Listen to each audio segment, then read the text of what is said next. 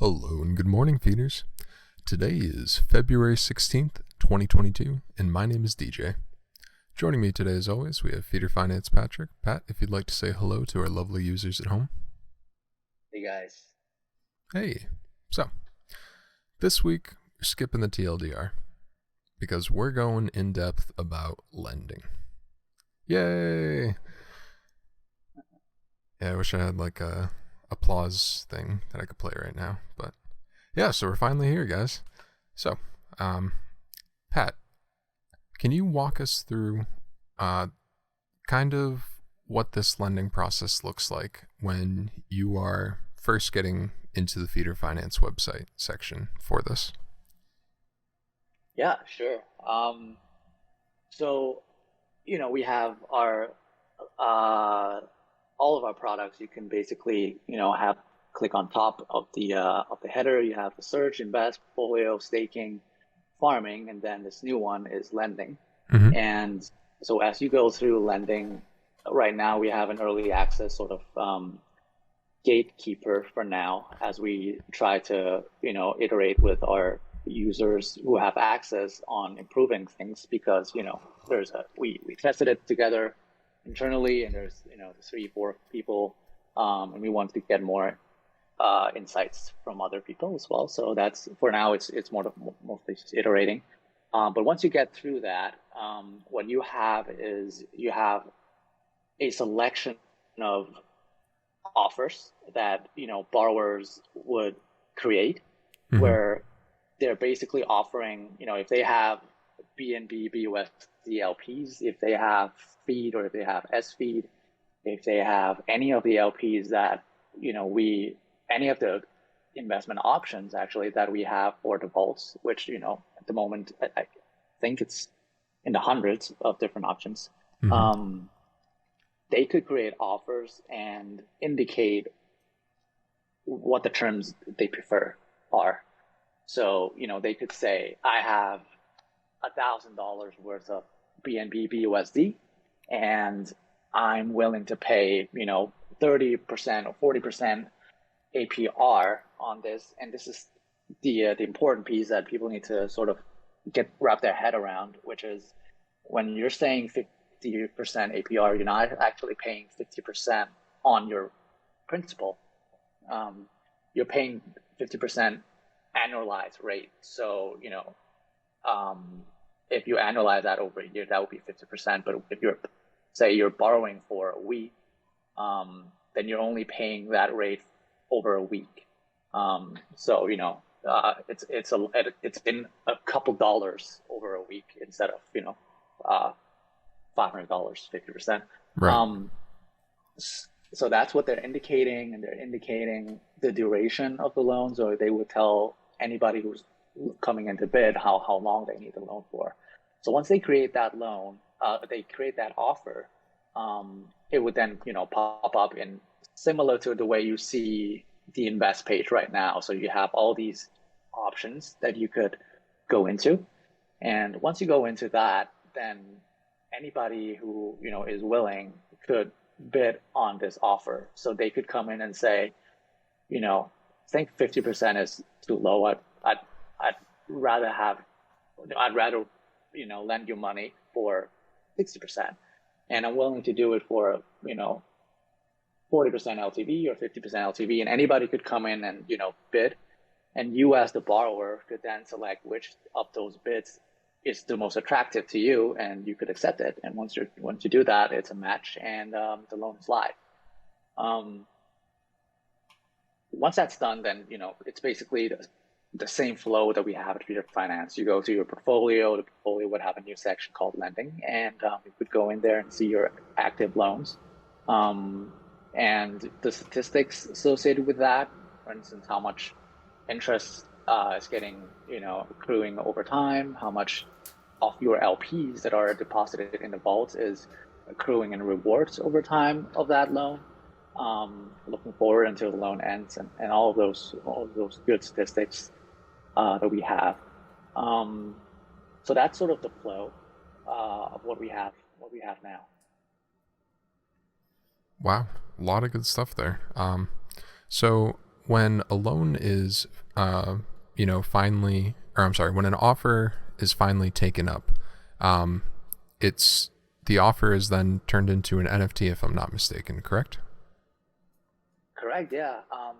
So if you recall, when we were brainstorming these ideas and we discussed that, we were saying that these loans could eventually be traded, and what that trading does, it really opens up the opportunity for, because the one problem with these P2P loans, which the pooled option, which we currently have, with Venus and Geist, on both chains, is in their scenario, you have liquidity as a lender or even a borrower. You have liquidity. What that means is you could end the loan at any time. In our case, the borrower could end the loan at any time, and in fact, they should end the loan before it's due, otherwise you're defaulted. Right. But as a lender, you can't, because the borrower has your money, and you can't just tell them to pay you back at any time. So what we thought is the workaround, or a solution, and even because we were looking for the solution, it became what I think is a very strong feature of this product, is a marketplace for these loans. So right now, once the loan is live, you as a lender, you receive an NFT that represent that loan. And this is live now because it's part of the contract. So I've tested that. I've tested sending the NFT to another wallet, and once that wallet has the NFT, the UI immediately reflects you as the owner of the loan. Oh, wow. So right now, exactly, yeah. And right now, that is done. What we'll need to build, for these NFT is a marketplace for that. And the cool thing about this is that not only do you have liquidity, but it also allows you to create loans that are much more long-term. Because if you think about it, if I'm a borrower right now and I want to borrow for 7 days, 15 days, the lender would have to consider himself being locked up for 7 or 15 days. And some people might not want to do that. But with a marketplace where the lender can basically liquidate that loan whenever, if there's a market for it, I could be saying I want to borrow for 5 years, and and somebody would probably take it up because they don't really care how long the loan is, because you could technically, liquidate it. Excuse me. And so that's what's coming next, aside from what we're launching. So that's what we'll launch first right now, is the basic P2P. What we're also actually working on, aside from what's live now, is instead of only borrowers being able to create offers, the lender would also be able to create offers, because, I guess why not? Yeah. Because I think we weren't planning on that, because it somewhat adds more decision. It adds slightly more complexity, I guess. Right. Because you then have to decide whether you want to create an offer or do you want to bid on an offer, as a lender, and vice versa. But we do think it makes a lot of sense to add it anyway, because there is a scenario where you're the super rich guy with a lot of stable coins, and you just don't want to wait for anybody, or you just don't want to wait for a borrower to come up and create offers. You just want to say, look, I have $100,000 here. Anybody can just come to me, tell me what you have, and I'll think about it. Because that's a lot simpler for someone like that. Oh, yeah. So that's what we're building on top of this, which is done. The contract is done. We're just switching things around, basically. It's pretty much the same thing. We're just switching, we're switching one party for the other party. Right. It's the same contract, just kind of in reverse. Correct. Yeah. Yeah, it's the same thing. The UI is also done. I'm testing it with Jimmy, today. Okay. And the UI is the same UI anyway. You're just switching things around pretty much.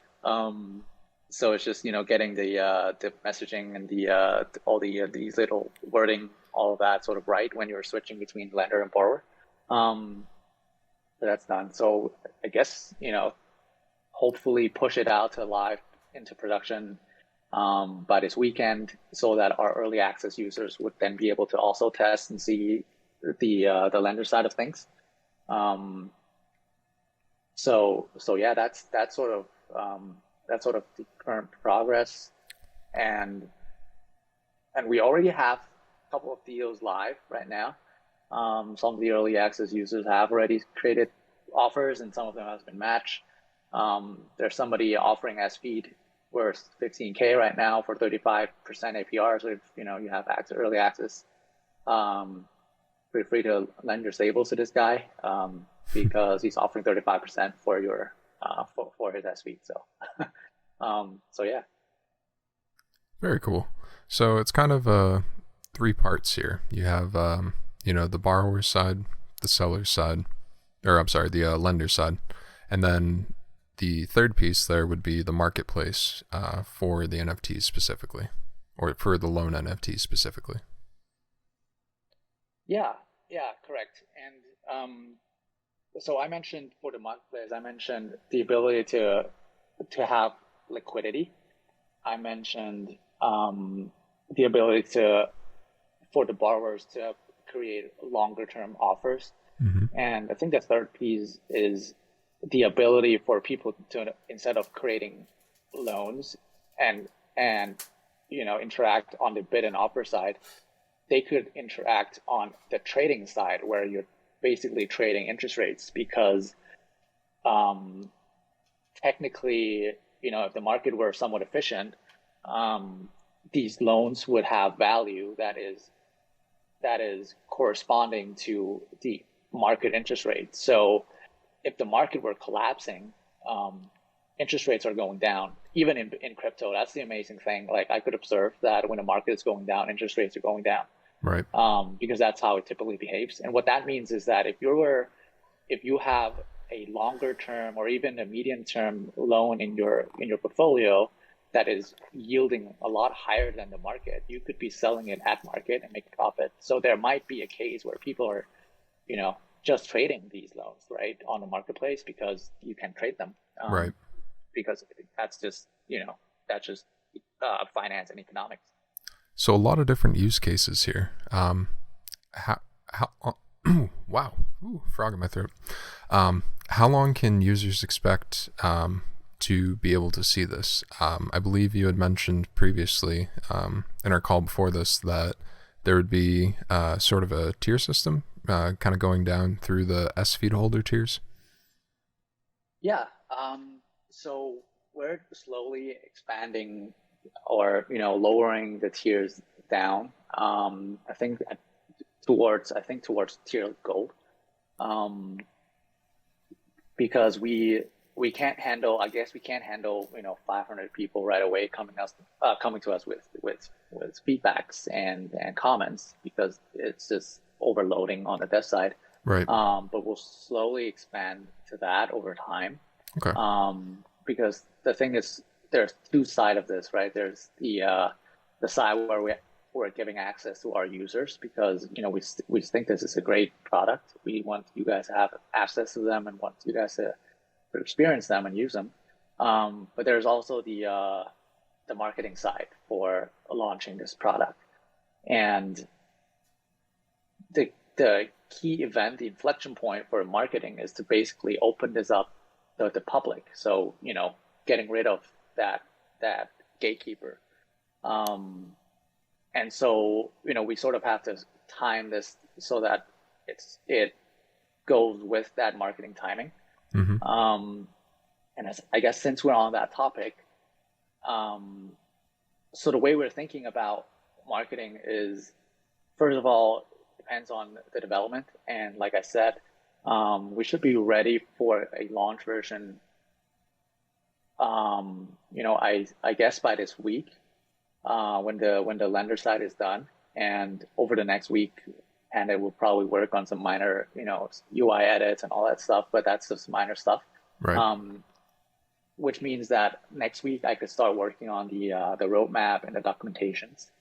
And once that's done, because that's the vital piece that's needed for the outreach to to anybody who's willing to promote us.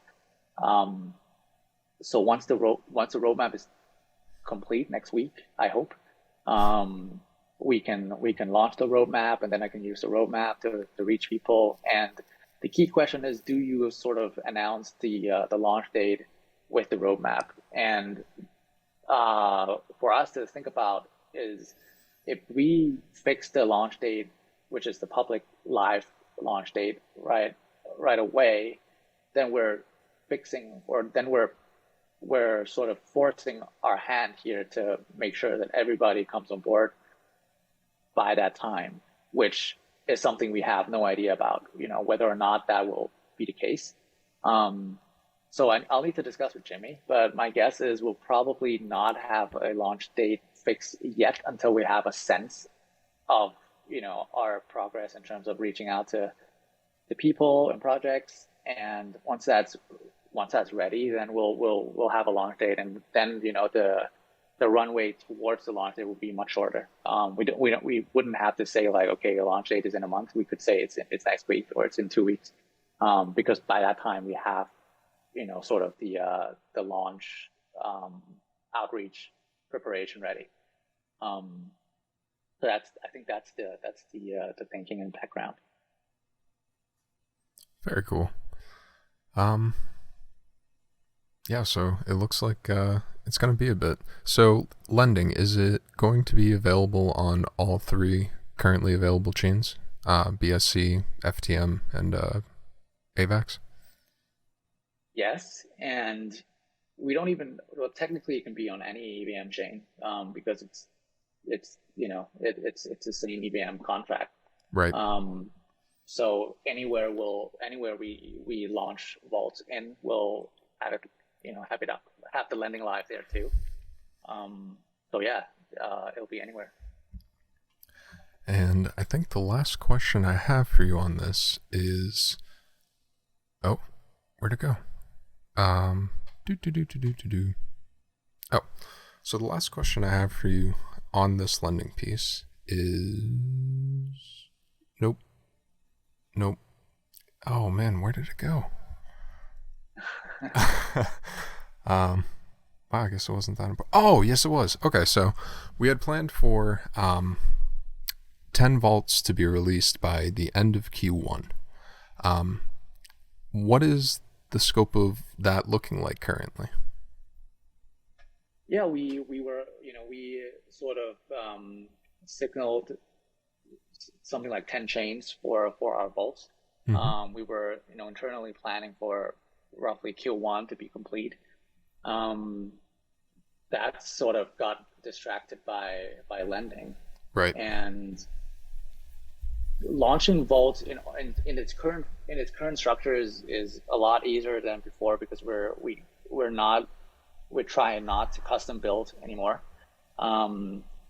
because it's just a lot. It's pretty much reinventing the wheel every time, because it's the same product anyway. So we're going through BFE, and eventually, once we're sort of done aggregating BFE and keeping up with BFE, we'll aggregate others, say like Auto Farm and people like that, who are also working on different products. So it's a lot faster for us to do that. And if we put our dev time to it, we could go to the next chain and the chain after that within a week. So we could go from 3 to 5 within a week, and from 5 to 10, within a month. If we put our dev time to it. Right. So